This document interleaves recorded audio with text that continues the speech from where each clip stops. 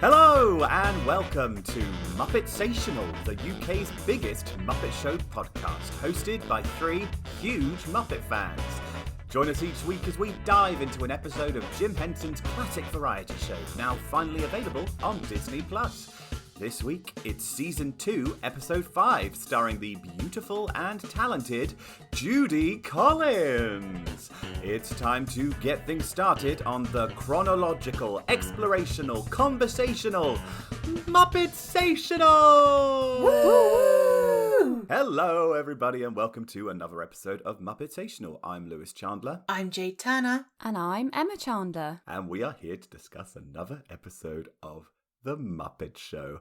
How are we, everyone? It's very early, Lewis. Okay, so there has been a slightly contentious brunch that I have to go to today, which has meant that I have had to request that this recording be done at 9:15 on a Sunday morning. However, in an interesting twist, this is the first episode of Season 2 of Muppetsational where I have not been hungover. So... Ups and downs, ups and downs. Yeah, because you've requested an early recording. That's why you're not hungover. None of you had Saturday night plans, right?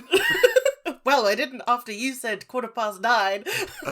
I'm very grateful to my two other podcast hosts for giving me the leeway, despite the fact that I did put on the doodle poll that I was available if necessary, and then dates changed and were put in place before I could say, yes, I'm still available. But we've all made it work. I'm sorry, Emma, you didn't get to go out clubbing on a Saturday night. I actually was out on Saturday night. Emma, where were you out? I'm very Oh, we went down for family friends for like dinner, and I was literally like, oh, I gotta get up really early for a podcast. Well, that's more exciting than Rich and I just watched Inventing Anna all evening. Oh my god. I need to know what Julia Garner's accent is apparently very accurate to Anna Delvey, but she just sounds crazy. She just talks like this and moves her glasses, and I'm setting up the Anna Delvey Foundation. It's just like... Why is she talking like she has marbles in her mouth? Why do you dress so poor? That's what Why do you dress so poor? Oh, and for a show that in some ways looks so expensive, it also looks at the cheapest thing I have ever seen. For every genuinely gorgeous shot of the Eiffel Tower, there is some shocking green screen and just... It's a hilarious mishmash. I feel like they spent all the money on making sure that they had the 2015 Chanel collection and none of the money on anything else, basically. Oh my god, it's so... Sorry. Anyway, sorry, yes. I didn't mean to derail the podcast. I thank your dad. I'm going to try and not slip into my Anna Delvey voice for the rest of this podcast. We're here to talk about Judy Collins. She definitely dresses like she's poor. What's with all of his milkmaid shards? Right, so Jade, why don't you kick us off with Sorry, I'll kick us off with some production information. Yeah. So this episode was originally broadcast on the 29th of January 1978. Happy New Year, everybody. Happy New Year. And it was written by Jerry Jewell, Joseph A. Bailey, Jim Henson and Don Hinckley, and directed by Philip Casson. And Emma...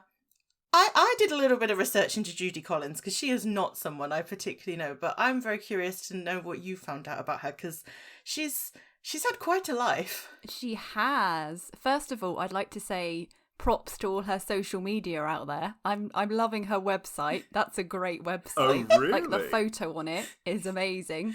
So Judy Collins is a singer and songwriter, and she's had a career that has spanned many decades. She came into prominence in the 1960s, and she's kind of mostly known for folk standards and original songs. In 1975, she released a version of Send in the Clowns, and she won the Grammy that year for Song of the Year. What? She's on tour right now. She's amazing. She's 82 years old, and she's still performing and touring. And she's pretty much released an album every decade since the 1960s. It is amazing. Emma, that picture of her website that you sent me, I mean, she looks incredible. She's had that Jane Fonda work. Like, turns out folk music pays really well. So I found out a few interesting tidbits, which I jotted down because I was so genuinely impressed with them. So her version of Amazing Grace was selected for preservation by the National Recording Registry by the Library of Congress. So that's obviously, very significant. Something else I thought was quite interesting was that she testified in support of the Chicago 7, and she played a song and annoyed Frank Langella. I don't remember the judge's real name. You all know who I'm talking about. Judge Frank Langella. Judge Frank Langella. And then the other thing, which I just was like, that is crazy. She performed at Bill Clinton's inauguration, and Chelsea Clinton is actually named after her version of the song Chelsea Morning, which was a Joni Mitchell song, but Judy Collins covered it, and it's that version that the Clintons named Chelsea after. It's like, when you just feel like it's almost like Forrest Gump, someone that's like turning up at like all of these significant events in history. Like, that's Judy Collins. Yeah, particularly when it's somebody that I have never had any knowledge of previously, and now apparently she's everywhere. Yeah, good for Judy Collins. She seems like she's got a fun energy. Yeah, definitely. And she also was on Sesame Street a lot, which is obviously important for a Muppets podcast. She did give me the vibe of your favourite reception class teacher. Like somebody Yes. you would think fondly of when you were sort of in your 20s, being like, what a good teacher I had. She totally did have that vibe. And then like just that general sort of like hippie loving, teach the children, spread the message of peace vibe. That was... But also like a little bit of a sort of sense of humour as well. Like not too earnest. And No, po-faced. Exactly. So I was very interested when this episode opened and it said it was going to contain tobacco depictions. And all I could work out was there was a lot of explosions with smoke. I think it was JP Gross with his cigar. Oh, for God's sake, Yeah, of course I was going to say, yeah. I was just watching it going, is it all the smoke from the explosions? Is it just Crazy Harry? Well, we'll get to JP Gross. But, I mean, again, immediately it seems like the shipment of the Muppets dynamite has come in, because we're just, within 7 seconds of starting, we're just blowing something up right next to Judy Collins. I thought she took it gamely, considering how close that explosion was to her. I know. When I watched it the second time, I realised she sort of was like, oh my God. I think she like picked up the like little thing that went off, because she was like, wow, this was close. She's wearing a lot of flowy material. She's a folk singer. She shouldn't be that close to an open flame. Also, it's the 70s, so it's probably all polyester. Like, it would have gone up like that. Yeah, I thought the cold opening was fun. And Statler and Waldorf's, do we have to watch this? Like, yep. Yes, you do. We do too. Yep. You're here for the long haul. The first time I watched it, I didn't even pick up Gonzo's trumpet. Like, I didn't even note it down, which I always do. But because it just sort of sounded like it was broken, I think in my head I was just like, oh, Gonzo's trumpet's broken. That's not a thing. Like, Yeah, it was a bit of a nothing. Yeah, very, very much. And then something I feel like we absolutely would not have got in season 1, but immediately with the introduction, with Kermit saying that Judy Collins is beautiful and talented, we get Piggy thinking that he's talking about her. Yes. Which felt great. Yes, I think we're sort of seeing in this second season a lot more of the sort of bleeding in of the on-stage, off-stage action, and actual sort of more character beats occurring in front of the red curtain, rather than it all just being exclusively in the backstage area. And it just makes it feel more real.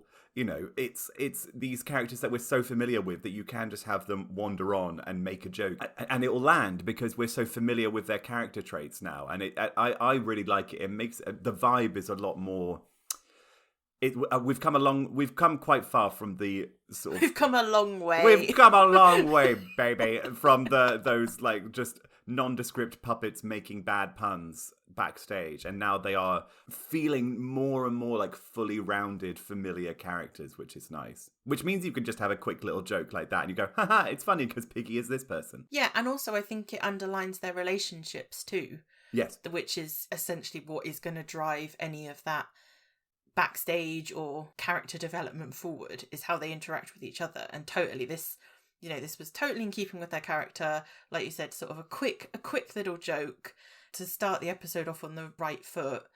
And then yes, we head to Narnia. I thought it looked like Florence Henderson's forest, but in the winter. Oh, yeah, but wasn't Florence Henderson's forest also white as well? This just looked expensive. It did. It looked significantly more expensive than Florence Henderson's forest. And it was for 1 2-minute song, and we never saw it again. And I was like, wow. Just... They might have banked it. It might come back in a future episode. I don't know. But yeah, it was quite a set considering how short and sweet the song was. Oh, hello there.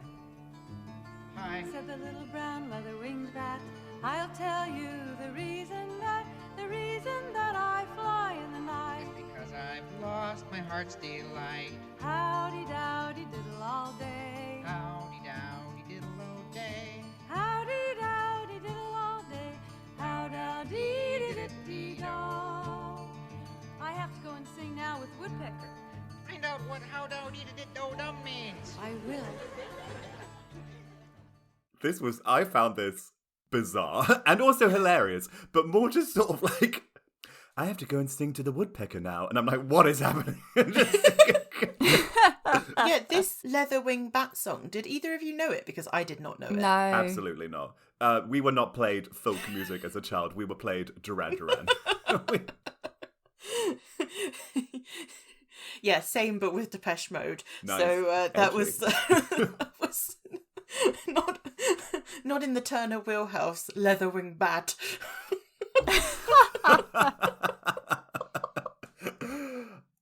It was the thing I found kind of odd with it was that you had this beautiful, icy woodland set, and Judy being very winsome and kind of a little funny, and then basically these kind of cartoonish puppets popping up. That fox, was it a fox? What was the bat? Sorry, the bat was it was the the first Leatherwing thing. Bat, And then the woodpecker, and then a quite odd-looking owl. But the first two just looked so out of place in this quite sort of whimsical, Narnia-esque... One of the things I found a bit odd about this was that Judy seemed to be taking it very seriously, and she also didn't look 100% comfortable to me. In some of her later songs, she looked much more comfortable and much more like, I'm at the piano, I'm singing with Rolf, this is a lark, and even, we'll get to Send in the Clowns, but even with that, her performance was obviously very, this is what I do, I'm singing my song that's made me very famous. But this, I don't know whether there was the interaction with the puppets and the fact that she had to move through her Narnia or what. Like, she just didn't look 100% comfortable to me, and I felt a bit like, ooh, what are we gonna get from this episode? Because I was finding it very hard to read. Yeah. It felt more like something from Sesame Street than the Muppet Show. I kind of wrote down that it was like a ragtag bunch of Muppets. Definitely. They got her to sing that to. Owl.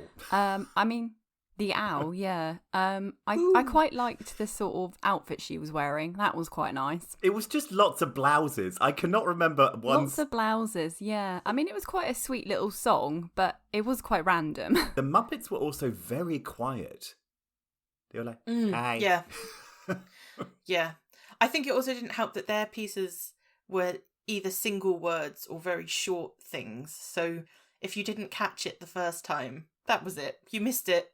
Move on. I jotted down that it felt quite kind of low key for a Muppet Show opening. Not that I want to go full on Crazy Harry explosions craziness every week, but Like, this is the opening of the show, and there was no pep. There was no... Although, I mean, to be fair, the peppiest song we got today, this week, was There Was an Old Woman Who Swallowed a Fly. So, I mean, we're only getting so much tempo from Judy Collins, it seems. Judy Collins is horizontal at best. That's what we're finding out. That's how her skin looks so good. No gravity. No gravity. Seriously, people need to go and look at Judy Collins' website, because when Emma sent it to me, I almost screamed. I was like, wow! I have a note here saying that I am saying that Statler's wife is not canon. You're just refusing to believe it. At best, a beard, but I refuse to believe. What wife has he left at home? They live together in a 1-bedroom apartment. They live together in that box, as far as I'm concerned. I don't think they ever leave. So we go from Judy's first song into the start of the backstage business, and we've got Scooter, Kermit, and his uncle JP Gross. And he's talking to Kermit and Scooter about tearing the theatre down and turning it into a junkyard. I'm sure you were absolutely thrilled to see him, Lewis. So this episode, to me, felt very validating, because all I could think was I have been absolutely right about Scooter's character the entire time. All Scooter does is follow the money. He doesn't care about the arts. He cares about profit. And I was like, I am a very good judge of character. Is all I thought. I don't care how sort of like, oh, gee, I'm just here to help out you might be. I can always smell a frickin' rat. I can. I can do it.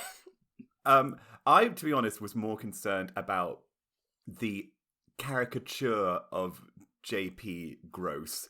The sort of slightly punch comic version of a businessman. And, I mean, I'm going to be honest, he had like a large nose. He was smoking a cigar.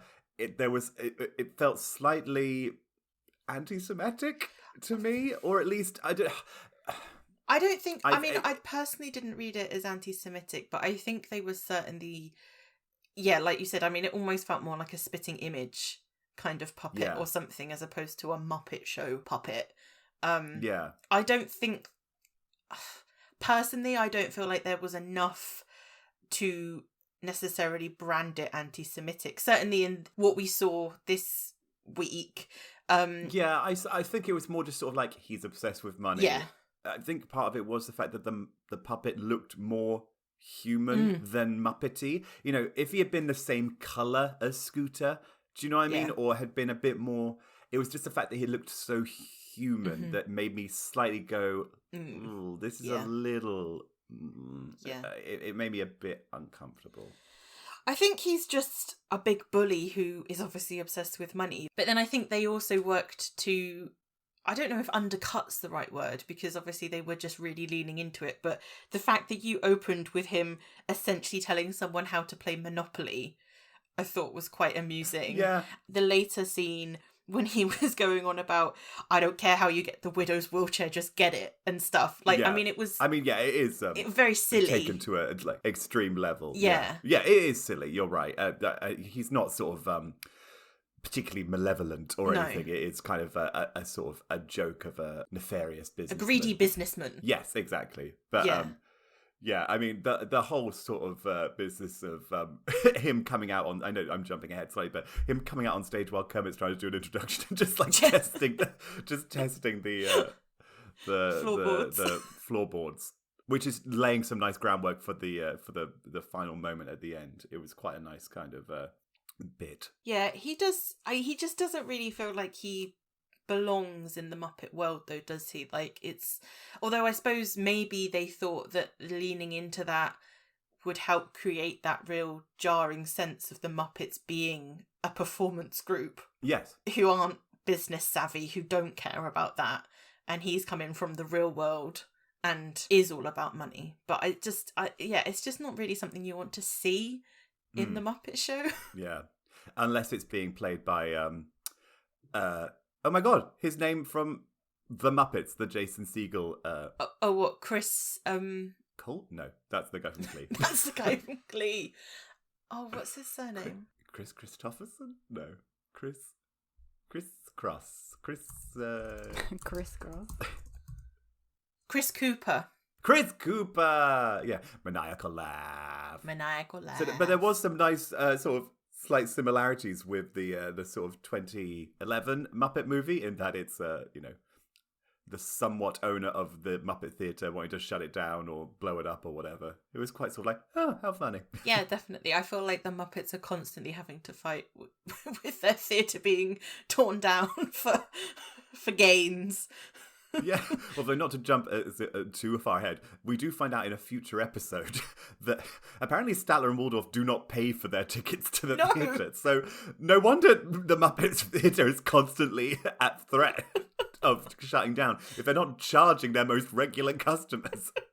I tell you, they're not business folk, Lewis. They're all about the performance. Then they don't have a solid business plan. They haven't looked at their ticket revenue streams. It's just... Look, I'm show people too, Jade, but I still have an accountant, Yeah, exactly. You have an accountant. He does that work. I don't know. She does that work. Someone does that work. Sorry, that was just very Liz Lemon of you. Like, they will be a doctor and she will... It's funny you mentioned Liz Lemon, Lewis, because I feel like the Pigs in Space sketch that we get is very woman's lib and is probably something Liz would write for the girly show, to be honest with you. Yeah. I can just see Tracy and Jenna doing that exact sketch with the button and the electrifying mid-course correction maneuver. Yeah. When Miss Piggy shouted, "Don't shout at me, I'm a lady!" I love the fact as well, she was like, I've been training for this for 11 years. 11 years! to push a button! Yeah. Yeah, this one was a slightly different vibe to the previous Pigs in Space that we saw. I mean, it was a nice little sketch, but I think I prefer the ones with a bit more incident in them. Actual sort of sketches from Pigs in Space that are sort of parodying Star Trek or parodying Lost in Space, rather than just, oh, here's our set where we can now do this equivalent of like, who's on first, like who's pushing the button kind of joke. I think it's sort of a waste of a very nice set and all the sort of possibilities that doing a space set sketch offers you. I thought this was really quite funny, just how it escalated, especially at the end between the two of them. And I mean, you could obviously see it coming that either neither of them were going to push the button and it was all going to go wrong, or one of them was going to push the wrong button and it was all going to go wrong. But it was quite enjoyable watching that build up, and Piggy was just getting more and more crazed and like clearly feels very put down and not appreciated for the efforts that she can put in to the swine trek. Do we think the course actually took 11 years to complete, or do you think she kept failing the course?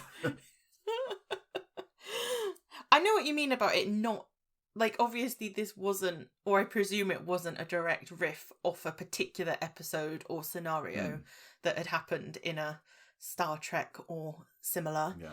I thought it was funny and I thought it was very well done. And Link in particular, who's Jim Henson is puppeteering Link, and at the end, after Piggy had gone crazy, he was just shaking in a way that I thought was very realistic. I feel like that is what you would do if Miss Piggy exploded at you. You would just stand there quivering, not really sure what's going to happen next.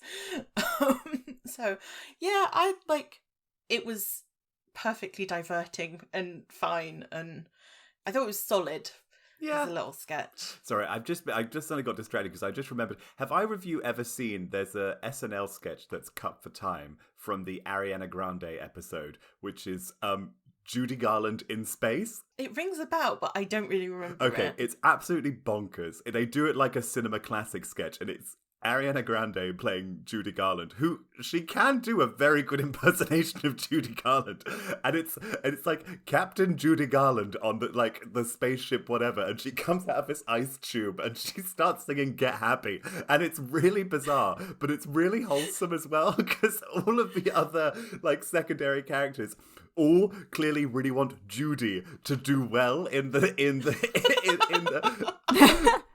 and they're like, Captain Judy Garland if anything would happen to you, I would die. It's just, if it's still on YouTube, I would really recommend it. Just type Ariana Grande, Judy Garland, SNL. It's really cute. Is that every episode we've talked about Judy Garland now, Lewis? Oh, God. To be fair, it's Judy Garland via Ariana Grande. So. Yeah, but you still said JG. Do you know what I mean? Like, it's... Yeah, well, at least we know one quiz question for the end of the season. Yeah. How many episodes? How many episodes does Lewis mention Judy Garland? Look, it would have been her 100th birthday this year, so maybe she's just on my brain. Oh. And what did you make of Pigs in Space, Emma? Oh, I thought it was fun. It was quite funny to see like Link and Miss Piggy fighting over the button. And I quite liked Dr. Julian Strangepork, where he was like, someone just press the button. It was, yeah. I thought that was quite funny. And that random fourth pig who got to have a line. That would be like me as an extra. I've got to say, when we cut from Pigs in Space to then suddenly, I don't know, the Sam the Eagle conference hall, complete with actual Sam the Eagle on a shield at the back. How badly I want that, I don't know, on a pin badge, on a t-shirt, on a baseball cap. It was so cool. I really loved that little drawing. It was amazing. I love that he has his own seal. That he's got somebody in the props department to make that for him so that he can give his address to the nation in the appropriate manner with his insignia. It was amazing. I loved it. Yeah, it felt very, from what I know of the TV show Laugh-In, you know, where they would just have like a random 1 line or 2 line thing happen after a sketch that would comment on the sketch that just happened. I mean, my only point of reference for this is The Simpsons and also 30 Rock, when they've both kind of parodied Laugh-In. But that's what it reminded me of. Like, an authority figure comes on and says yes or no to the sketch that just happened. And then we're gone, and then that's it. Yeah, it did seem very short and sweet, but I suppose it didn't need to be any longer, that he just came on and sort of was like, following that last piece of material, I am dissociating myself. Yep, done, bye. I really hope that maybe we're going to get some slightly longer sketches of maybe just Sam the Eagle doing his equivalent of, you know, the fireside chats, just speaking to the nation from his, conference hall and on topics that he feels are morally upright. I really want more Sam the Eagle. Me too. We haven't really had a lot of him this season yet, I don't think, have we? No, it was nice to see him, and I'm glad. I mean, good for him disassociating himself with the show, although we know it doesn't happen. But, you know, I like that he's, I guess, kidding himself that he could ever leave the Muppets. I think he realises that without the Muppets there as some sort of point of opposition, maybe he doesn't stand for anything.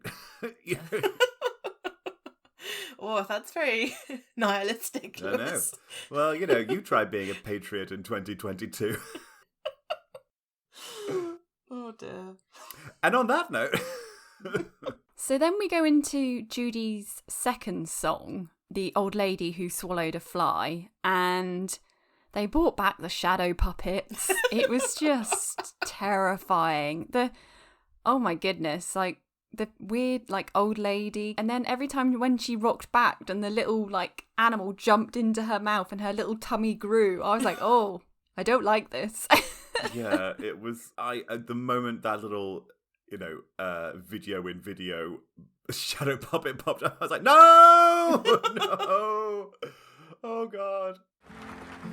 I know an old lady who swallowed a fly. I don't know why she swallowed that fly. I guess I'll die.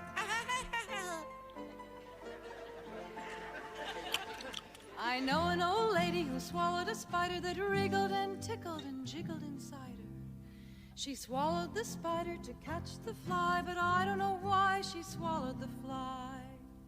I guess I'll die.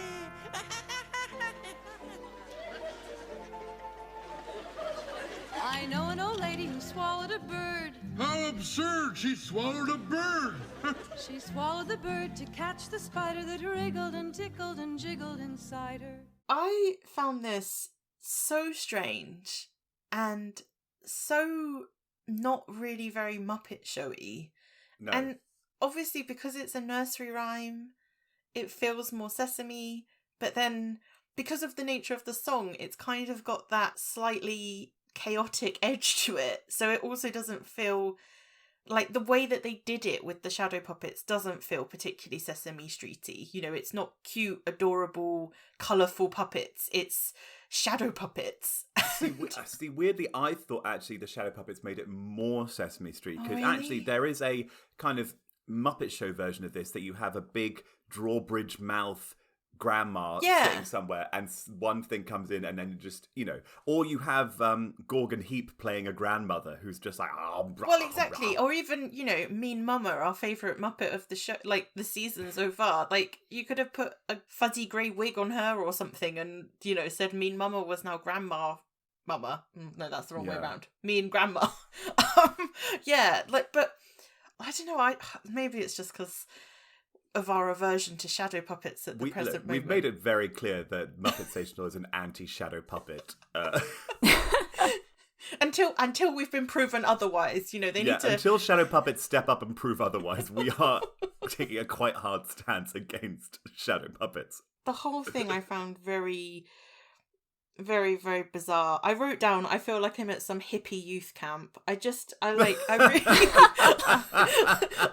I realise again it's the song and the way that the song develops, but it went on. Like, it really went on. It was really long. Yeah. This was the only time where I hadn't made up my mind on whether I liked Judy Collins' voice, singing voice at this point. And this song, I was like, no, this is annoying. But what I then subsequently realised was, no, I'm finding this song annoying. Because there's only so many ways you can sing this song. You know, it is just a sort of, you know, it's a sing-songy kind of, you know, you can't really play around with it. It's so repetitious as well. Like, I don't know whether the Statler and Waldorf inserts helped or whether they actually just elongated the whole thing and made it worse. Because, I mean, I liked the final punchline. I swallowed my gum. How very dumb. I was like, okay, great, that's fine. But the whole song was not worth the effort so that Statler and Waldorf could make that joke. No, it was not. Apart from one number with Judy, she's kind of always stuck with these weirdo puppets. So in the first one, she's got these off-the-rack Muppets. In this one, she's got shadow puppets. Obviously, she gets Rolf for what I assume is the UK spot? No, that's... No. Oh, good. Oh, is that... no, I got that wrong. But we get her with Rolf. And then at the end, it's the clowns. But really, she only gets to directly interact with main cast Muppets in her scooter opening, the end credits, and one song with Rolf. And it's kind of a shame that we don't, because she seems very game. Because even at the end of this number, the Swallow the Fly, you see her look off camera and laugh at someone at the kind of like ludicrousness of this whole thing. And I was like, oh, look, she has, you know, personality and a sense of humour. And it's such a shame that we don't really get to see her bring that side out. It's just her singing a lot of ballads or mid-tempo songs. That was exactly what I thought. I felt like, oh, look, she's laughing. She's enjoying herself. And I didn't really feel like we got that from her throughout the whole episode. And the Leatherwing Bat and also this just felt like she needed to portray them in this quite kind of, I don't know what the exact right word is, but just sort of in a sincere way, I suppose. Yes. And not really play with them at all. And she clearly had more to give than they necessarily gave her scope to do. I agree. One thing I did just write down is at the moment when the old lady swallowed the goat, I was like, does that mean she's a throat goat? Moving on. Newsflash. Just another explosion. I thought this was quite funny. Oh, yeah, me too. Like, obviously.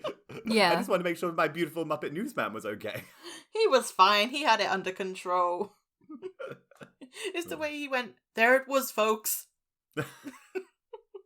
Great. And then we move back into the backstage business, and this time Piggy has her little moment with JP Gross, and I wasn't sure exactly what to make of her saying, how could anyone that's so rich be so good looking? I assumed that was meant to just be taken at face value of like, oh, she knows he's rich, therefore she's attracted to him for that reason. Yeah, I thought it was like the gentlemen prefer blondes Marilyn thing, saying you wouldn't marry a woman just because she's beautiful, and I wouldn't marry a man just because he's rich. But golly, doesn't it help? Yeah, I think you're right.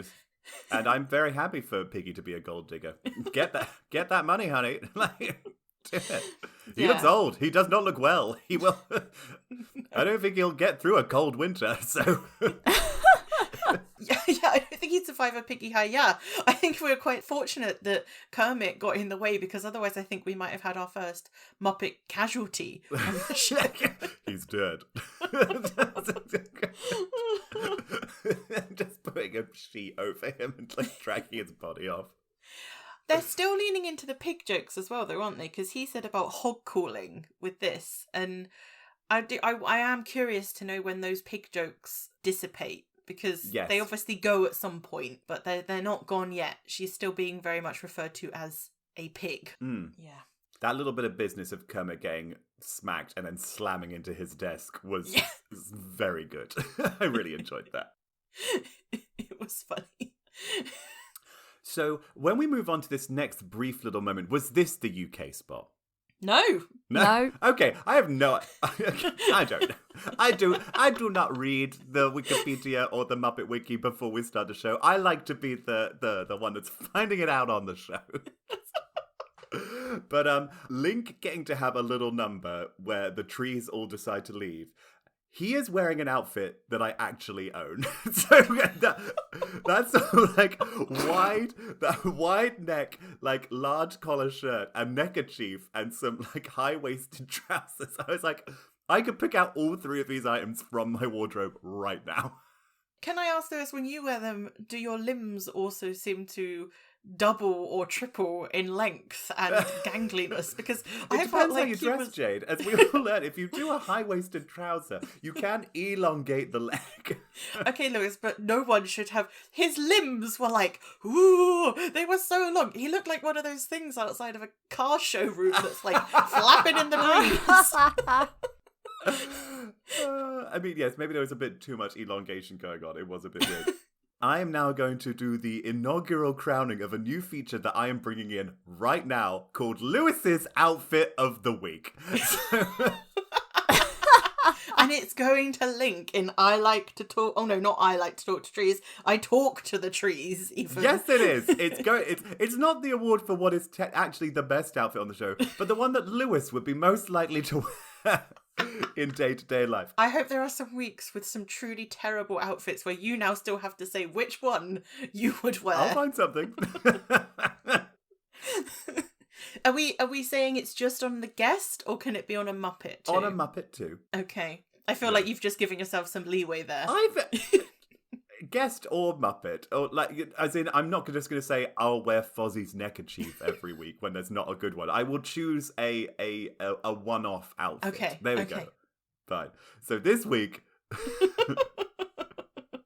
Link, whatever his name is, gets Lewis's Outfit of the Week. I'll think of a better name. No, I think that's a perfectly fine name. I'm curious to see where else this goes. Who knows?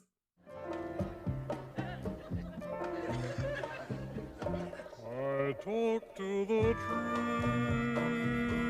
but they don't listen to me. I'm not listening to any more of this. Yeah, let's leave. Oh, boy.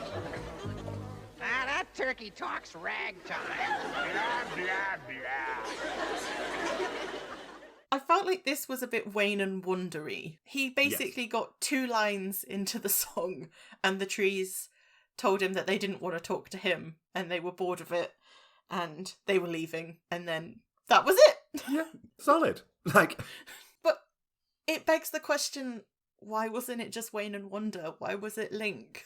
Maybe they burnt those puppets. No! As we know, I always loved Wanda's outfit, so that makes me sad if Wanda and her little wardrobe got tossed on the heap. No! Well, what was it we decided was Wanda's conclusion to her back? Like, what did she do after the Muppet? I'm trying to remember what we decided for her. It was quite nice. I feel like, didn't she, find a group and do some vaudeville somewhere, maybe for the rest of her days. Or did she join Mumenchance? I can't remember what we... Oh, maybe, yes. I think that was it, yeah. So I think she did burn all of her old possessions, because now she's just wearing black turtlenecks and... Just black. And masks. I only wear black. I am not poor. Anna Delvey? Oh my god, Anna Delvey was in Mumenchance. Anna Delvey would never have been in Mumenchance. Why are you wearing those stupid masks?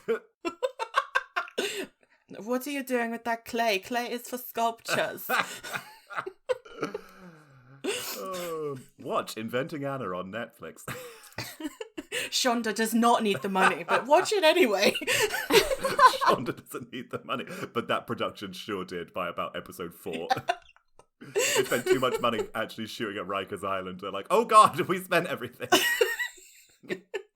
How long are these episodes? Oh crap. I think they spent too much on the Mamounia Riyadh when you get to that episode. Oh, I have not got... It's beautiful. I haven't got to the Riyadh yet. But I am going to a Riyadh next month. So. Are you going to Marrakesh? Yes. Or are you going somewhere else? Yeah. You go. Mamounia is genuinely like one of the nicest hotels I've ever been to. Go for dinner. It's amazing. And you can also go and take a selfie where one of the Kardashians did. Oh my god. Oh my god. What they do in the show. So, I have actually purchased a caftan for my... Oh god. But I think I'm only going to wear it in our Riyadh and not just out and about. I think that's probably a good move. I'm very excited for my caftan. There's a very high slit, though. It's quite Angelina Jolie in a way. Be careful with those photos, then, Lewis. I thought you were going to say, be careful with those gams. Well, sure. All right. Same thing. Moving swiftly on as far away from Marrakesh as you can get to the planet Coosbane. We're back on Coosbane. We're back on Coosbane. The people were demanding. We want Coosbane, apparently. Because here we are. Emma, what the hell did you make of this? Oh, I really liked it. I love seeing the reporter Kermit back again. And I thought it was quite funny that you had, I think it is called the Coosbanian Thoob. Yeah. Who was the Thoob. Yeah, who was slowly adapting and changing into Kermit. I just thought it was really, really funny. And then the payoff at the end where they started fighting each other was just hilarious. And Kermit was like, no, I'm the real Kermit. No, I'm the Kermit. And oh my God, it was so good. Kermit had other Kermit in a full-on chokehold. He had his arm around his neck and was pulling.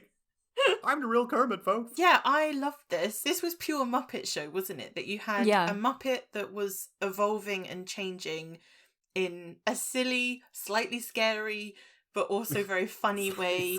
That you had Kermit trying to hold down the fort and do his little reporter number.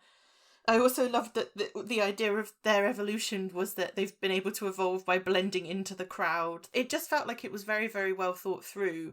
And it escalated really nicely. And yeah, it was just a really, really solid sketch. And also just nice to have that throwback to Coosbane, that this is something that actually does exist in the Muppet universe. This is a place that we've been several times now. Yeah, it's an interesting bit of continuity. Do we think that when it got to the bit where it was just the two Kermits, it was just Jim? Yeah, I think so, Emma. Because I think the way that they were moving, I sort of felt like it was a bit like when we had the mirror thing from Duck Soup. Is that right? Yeah. Yeah, that it kind of looked like that similar sort of movement. So I thought that was really clever as well. That was a really nice touch because it, like you said, it completely mirrored and was a really clever thing to do. Because I think if they had another puppeteer doing the other Kermit, you would have seen through it. So I think that was a really nice touch. You would have felt the difference. Yeah. It was Jerry Nelson who played the Foob. And I think obviously the first time that you saw him as he was evolving, I think that was Jerry Nelson doing his Kermit. But then at the end, it was just Jim doing both of them. Do tell us if we're wrong, listeners, but I think we're on the money there. I think. Jade, you don't have to invite listeners to tell us they're just wrong. do it. They'll do it.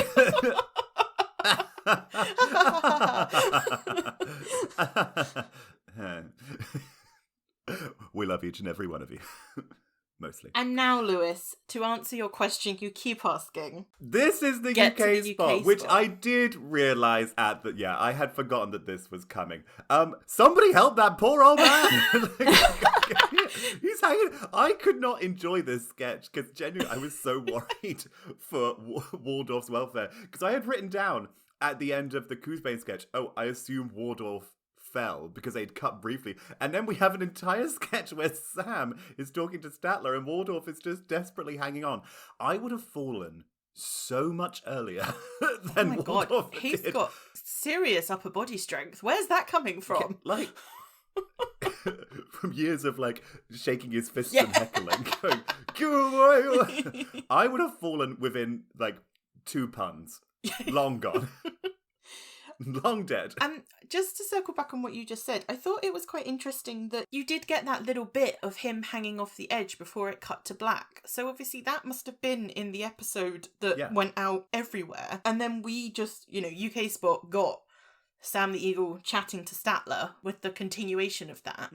But obviously in America they wouldn't have got that. But other than Miss Mousy, who we didn't really get the sense of that she was going to certainly did fall to her death. But we've not really had that before, I don't think, where the UK Spot's been sort of set up in the main show and then just continued in the UK Spot. I can't think of another one that's like that. I'm glad they're doing it though, because it does feel slightly more fulfilling for the English audience rather than just being handed something that wholesale could just be lifted out like, I'm sorry, Emma, a piano Rolf number. That is just him saying nothing and just playing a number. This actually feels almost like a special treat. Yeah. They are giving us something that took another, a bit more time to come up with and actually threads directly into the episode rather than just something that could be easily snipped out. Although it can still easily be snipped out, Yeah, it does seem crazy to think that for some people who obviously originally saw it in America, that this is the first time since it's been... I mean, obviously, unless they've kind of managed to see full versions online elsewhere, that they've, actually seen the UK spots now. It must be an odd thing. It's like when they released that video of Bedknobs and Broomsticks where they cut some of the songs back in that they had previously cut, and you're like, what the hell is this? I think it's really interesting as well because, to use your example of Rolf, obviously, like, he does a lot of the UK spots. So think how little of Rolf, for instance, American audiences would have seen, because especially like last season, almost all of the UK spots were Rolf, and without that, he didn't have that many other numbers or sketches. So even with this, with like a little bit more character development for Statler and Waldorf and Sam the Eagle, you would be missing that. Like, this episode felt like it had a really decent amount of Sam the Eagle in. But again, if you didn't have this, you would have literally just had his few seconds of saying he was disassociating and leaving. I kind of felt like this was maybe just that little bit repetitive with how the setup and the punchlines were going with Sam and Statler's chat and then how Waldorf was reacting. But I actually found like the second time I watched it, I don't know if it's because then I wasn't expecting anything else to happen and I knew that it was just that. I sort of was like, no, this is pleasant, this is fine, this is okay. It's the experience I've had, Jade, watching the episodes of And Just Like That the second time round. You've watched them the second time, Lewis.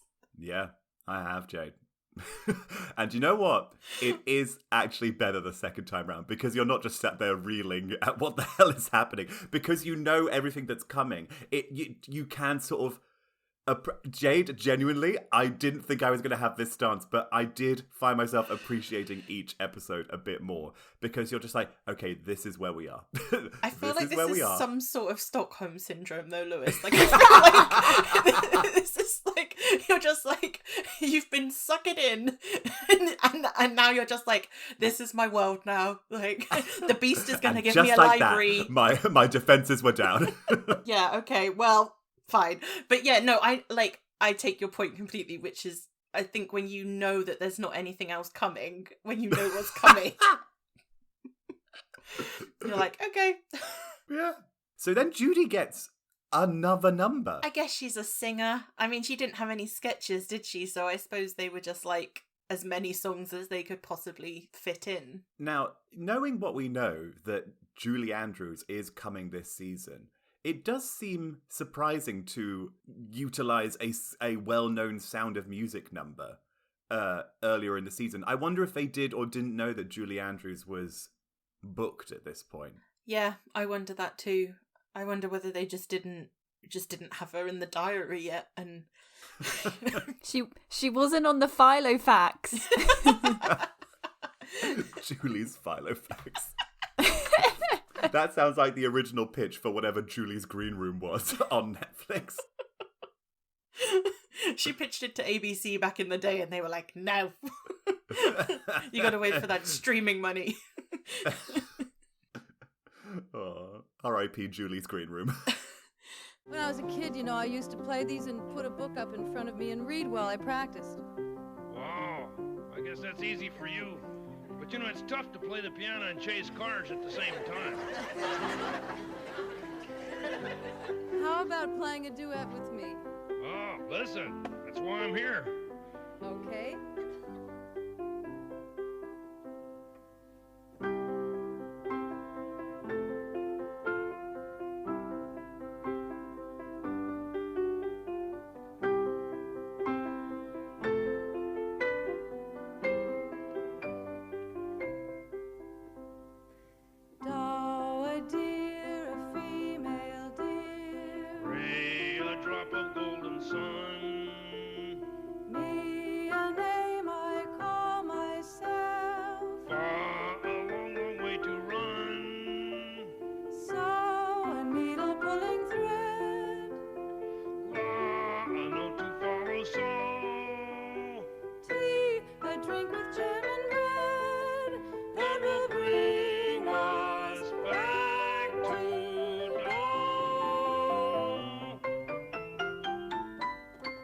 This was adorable though, wasn't it? Oh, it was so sweet. So sweet. I mean, what's not to love? Rolf, Do Re Mi, Okay, Judy I Collins. thought you were going to literally end the list with just Rolf. End of list. It's just like... Basically just Rolf.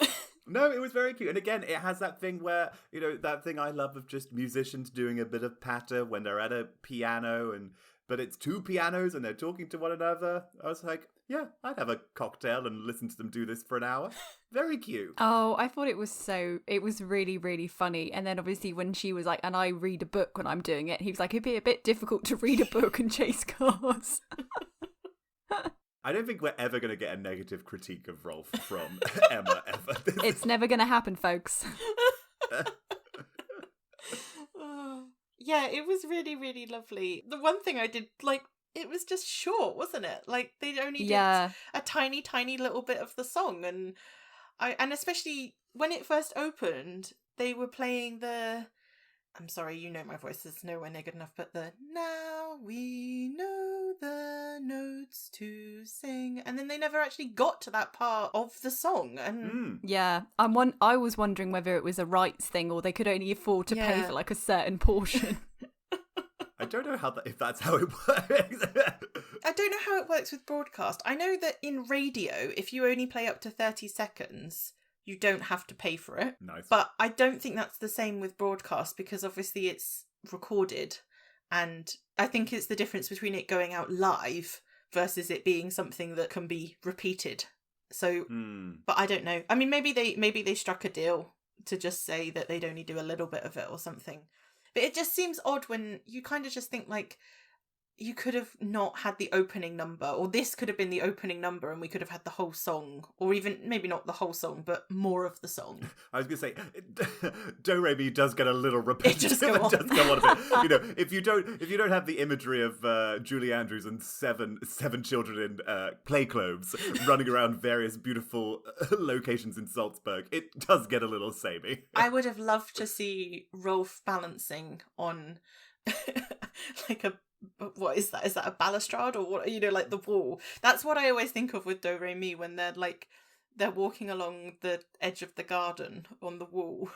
They're not on a wall, they're on a fountain. Isn't there a bit on a wall? There's a lot of locations. Like, they're on bicycles, they're walking around a fountain, they're sitting in a horse and cart being taken through a street, they're up in the mountains. I mean, clearly, Lewis, lots of options here for Rolf to have a little run around. Rolf could be chasing behind the horse and cart, but still wearing some lederhosen. Rolf would look very cute in lederhosen. He would. He would. His big round body. That might have got your outfit of the week. Oh, lederhosen, without question. Speaking of lederhosen, should we go straight into Swedish Chef? Hold on, I want to stop off very quickly at the Kermit and Gonzo little insert. Yes, Gonzo being more wacky in one sentence than he's been for the entire first season. So I think this is the moment that I've mentioned last week where he's yelling no, that I think in the book it's been wrongly attributed to the end of season 1. I think it's actually the start of season 2. And this is where Dave Goelz is saying that he found Gonzo's character. Yes. And that exactly like you just said, that in that one reaction, he kind of realised who Gonzo was. It was amazing.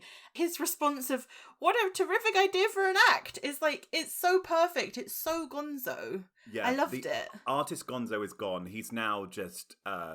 Maniac Gonzo, yeah. Yeah. And again, what we were saying earlier about like being able to have these very short, sharp interactions between Muppets and quick backstage moments, but they move the story along, they tell you so much about the character. This definitely feels really right for Gonzo. Like, it's all there. And this was, it was no longer than 30 seconds, probably. Like, yeah. Long may this kind of thing continue with the backstage business, you know, that all of the Muppets get a little moment, but it feels on brand and is funny as well. So speaking of backstage business, I did just want to mention, as we're moving into this Swedish Chef sketch, that I really liked that we had some backstage business happening while a sketch was actually happening on stage, and you can still faintly hear it happening. It suddenly felt like, I don't know, Singing in the Rain or something, where you've got one act going on here and there's some plot business going on over there. And I really hope it's something they do some more of, because it makes it feel so real and alive. And I think the other thing as well is something I think we've talked about before, but with the traditional backstage bits, what's going on stage when Kermit's out the back and Fozzie's out the back? Because they're always sort of talking about who's on next. You've normally already seen the last act walk off behind them. Yes, that's the most we'd ever really see, yeah. What is going on stage at that moment? Whereas right now, we know Swedish Chef is on stage because we can still hear his music and some balks and things, and it's great. I don't know what you all thought when, as soon as I saw his boom boom was on the on the table, I was like, oh my god, what's he gonna shoot? That's a way to make salad exciting. But what I also really appreciated was it wasn't like a Muppet-style quick cut. It was Swedish Chef tosses a big round vegetable up in the air. Somebody clearly out of camera catches that. He shoots the gun, and then the Brussels sprouts or the diced lettuce falls all in one cut. So there is somebody there with like a bag of lettuce ready to like toss it down. Somebody else is ready to catch it. It's very cool. I really liked it because I was looking for the quick cut and there wasn't one. No, I agree. It was all done, I think, in one take, wasn't it? Yeah, in camera.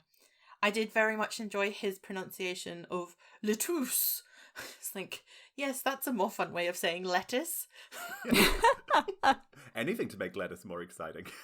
The coconut one was just weird though, right? Like, I mean, silly, but what? Can anyone shed any light on this, or was it just some Muppet absurdity, do we think? I think it was just like a bit of Muppet absurdity, because it was a rubber chicken that fell from the ceiling, wasn't it? And it was like, I don't understand. Where's this come from? And then the coconut still came down and hit him on the head. Oh, knocking out Swedish Chef was fantastic. Yeah, that was great. He just collapsing into his bowl. just boof. There's few things funnier than somebody being rendered unconscious. It was good. I also thought that Statler and Waldorf's little puns were not half bad. The smorgasbord of health. Yeah. And then the I'm smorgasbord. Like, yeah, no, that was really funny. further proof that Scooter is evil that he immediately was picked up a mallet and was ready to smash up the theatre. I was like, you son of a bitch. I just fucking... He has absolutely gone right to the... Like, I was briefly near the Scooter, and now, like... He doesn't want to be poor, Lewis. You cannot try and make me like Scooter by making him the Muppets Anna Delvey. I will, just because I love a girl boss gatekeeper. What's it? No, you will not use my love of scam artists and wannabe heiresses to try and make me like Scooter.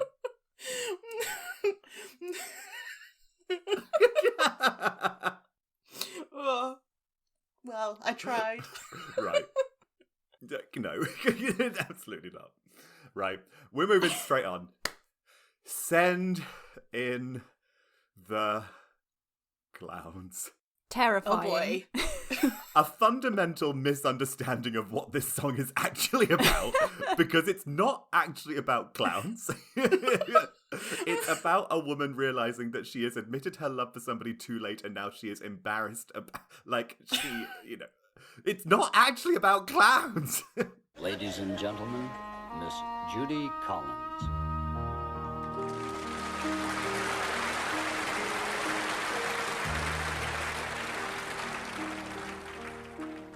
Isn't it rich? Are we a pair? Me here at last on the ground, you in midair. Where are the clouds?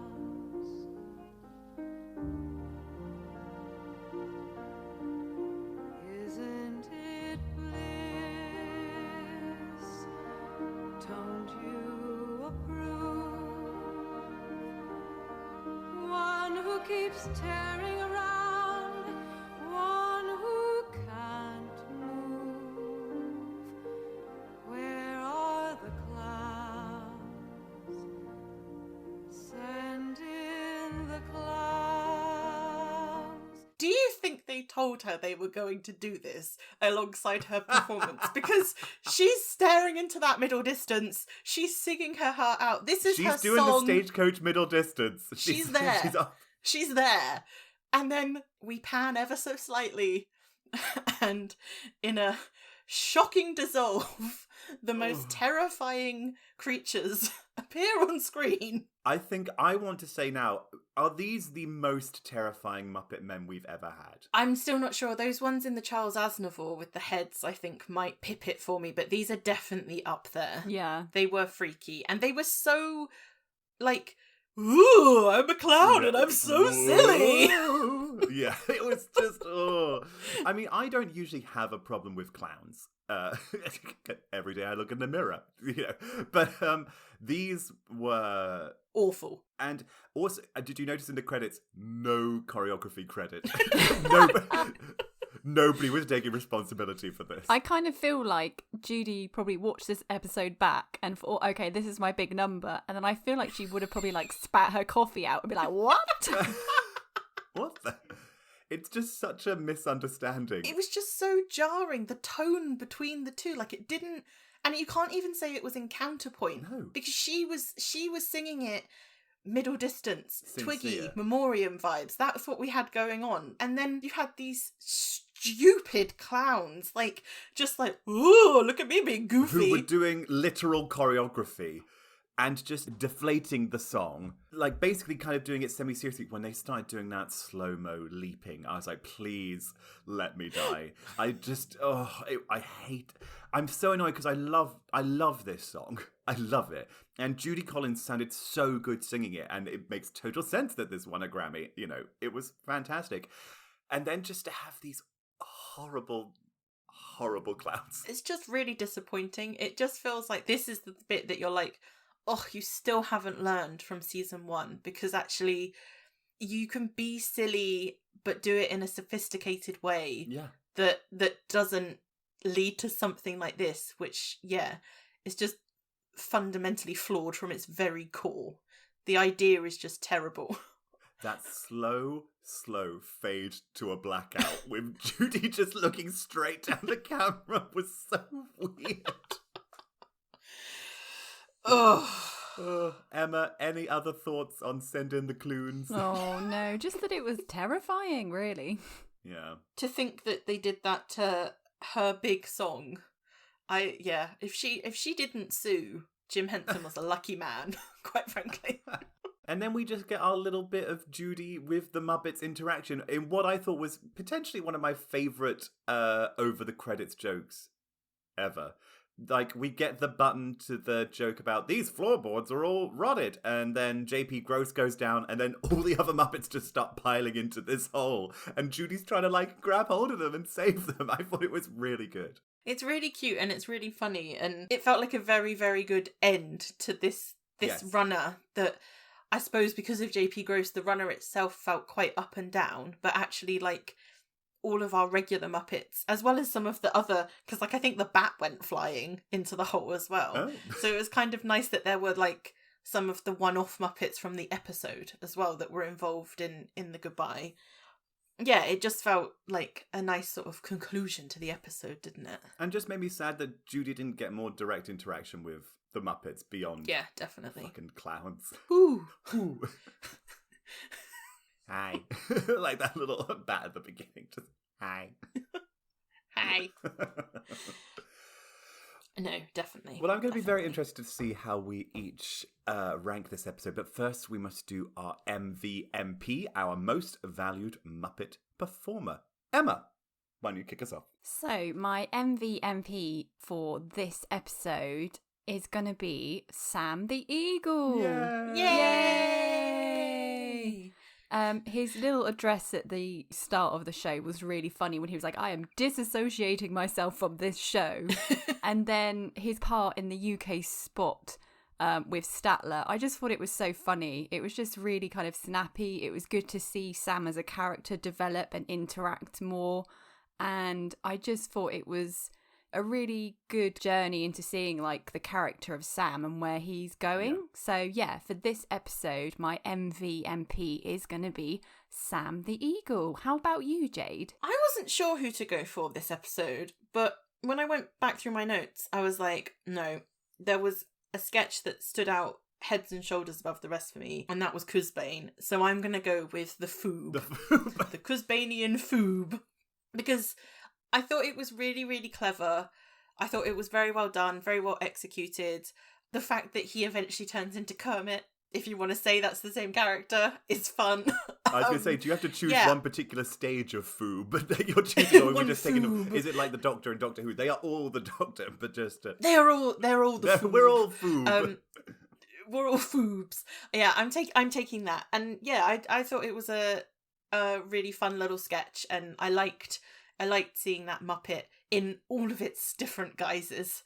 I thought it was really solid, and in a lot of ways I think the placement of that sketch was really good within the episode too, like give a high midpoint to the episode. So yes, the Foob. Lewis, how about you? Sam the Eagle. Loved it. The second he walked on in his little conference room with that little shield, I just thought, I love you. You're fantastic. So, if anything, I kind of want to just give it to the shield. The sort of Sam the Eagle. You just picture Captain America running through, I don't know, any Marvel movie with just a little big Sam the Eagle shield. But I will give it to Sam, but really it's a vote for the shield. I think he designed that, so I think that's okay. I would hope. All right, let's move on to our rankings for the week. Jade, what are you going to give this episode? Oh, you're making me go first. Okay. I am. All right, I'm going to go 5.5, 11 years at school out of 10. There was quite a lot to enjoy in this episode that mainly came from the Muppets. I thought I enjoyed Pigs in Space. Sam the Eagle was amazing. The Foob and Cusbane was really good fun. I did enjoy Do Re Mi, and the Swedish Chef was solid, and as we were just saying, I liked how they were intercutting that with the backstage business as well. Basically, all of Judy's other numbers other than Do Re Mi, I could very much leave them. Like, they were not they were not what I want from the Muppet Show particularly, and it was a real shame that she only got to have a proper interaction with Rolf as a main Muppet. The runner was just a bit strange, I think. Like, I just don't think that JP Gross really fitted with the vibe of the show. So yeah, so I think it was fine. I think there was enough Muppety stuff in there to keep it going. It wasn't, other than the Send in the Clowns, it wasn't terrible, but we've definitely seen a lot better. So yeah. Lewis, what about you? What's your rating? Yeah, much the same as you, really. I think I'm going to give it 5 folksy blouses out of 10. I'm disappointed that Judy just didn't get to do more with the, main key Muppets. Cast Muppets, because I bet she would have flourished, because she seemed to have a sense of humour, and she just kind of got a bit stuck with doing ballads. I didn't mind the runner too much. I mean, it just reaffirmed my hatred for Scooter, which is always happy to be proven right. Sam the Eagle was fantastic. I really enjoyed Swedish Chef. Forgot to mention, loved his golden extractor fan in the back of his scene. That was very kitsch. I was like, ooh, Peter, when we have our own plates, can we have one of those? It just felt, the whole episode just sort of felt a bit, it's not as bad as one of those episodes from season 1 where nothing really gels together. We really appreciated how cohesive the episode was, how things were bleeding in and out of backstage and on stage and into the UK spot, for example. So it's showing a step forward in some ways in terms of the writing of the Muppet Show episode, but just the actual content itself didn't hit as much. So yeah, 5 folksy blouses out of 10. Emma. Well, I think I'm probably going to go for the same sort of scores that you guys have gone for. I went for 5.5 do-re-mi's out of 10. Haha, of course. My highlights were probably the duet with Rolf and Judy, Swedish Chef, Sam the Eagle, because obviously I said he was my MVMP. I liked the sort of, a bit like you said, Lou, the backstage business was sort of running into the main stage bits, and also that whole ending bit with the whole bit at the end with Swedish, I can't say his name. No, Emma, we haven't got enough time for you to say it correctly, unfortunately. I've got to get to a contentious brunch. So essentially, yeah, my rating is 5.5 do-re-mi's out of 10. Solid episode. Some bits I could have done without, but there were some excellent bits with Rolf, Swedish Chef, and Sam the Eagle. Perfect. Lovely. Jade, book club? Yes. I feel like you're just talking in like monosyllables at this point. Yes, and yet you're adding. I've got to get some boots on. I'm sorry. I've got to get some boots on. Okay, so this bit speaks directly to this episode this week. So this is taken from The Making of the Muppet Show of Muppets and Men by Christopher Finch. I have the feeling, says Jim Henson, that Frank Oz could take any puppet unless he had a complete block about it and turn it into a star. He's that good, and he has the ability to make the character sympathetic. Mostly, though, you have to count on finding just the right match between character and puppeteer, the match that sparks the performer to add what's in the script. Jerry Jewell agrees, adding, sometimes the writing is at fault too. Whatever the case, you can generally tell right away within a couple of shows. You just know it's not going to work. Some characters fail because they are basically unsympathetic. On our show, says Henson, even the villains have to be sympathetic. Scooter's uncle, J.P. Gross, was a good concept so long as we didn't see him, but when we introduced him in person, he was just too harsh. You didn't want to have him around. And it goes on to something else that's in season 2, which I will discuss on a later episode. But I thought it's quite, a little bit of a cliffhanger with the book club. But I thought it was interesting that Christopher Finch was writing this during the last season of the show, and even then they were still looking back at J.P. Gross as a failure of a character who just didn't work on the show. Yeah, I would agree. And on that note, thank you so much for listening to Muppetsational. If you've enjoyed the episode, don't forget to subscribe, rate, and review, as it really helps spread the word about the podcast. You can follow us on social media. We are at Muppetsational on Instagram, Twitter, TikTok, and Facebook. You can contact us at hiho@muppetspodcast.com, and you can find out more about us and the podcast at muppetspodcast.com. Thank you so much for listening to Muppetsational. I've gotta go. I've got to hail a pumpkin coach. No, I've been Lewis Chandler. I'm going to take my time here. I've been Jade Turner. It's been wonderful. Thank you so much for listening.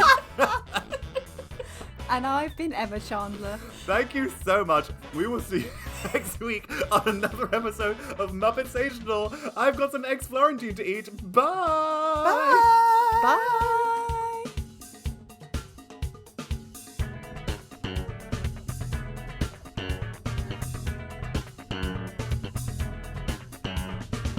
Our theme music is Peppy Pepe by Kevin MacLeod, and our artwork is designed by Charlotte Rudge, who you can follow at Charlie_R_Rudge on Instagram.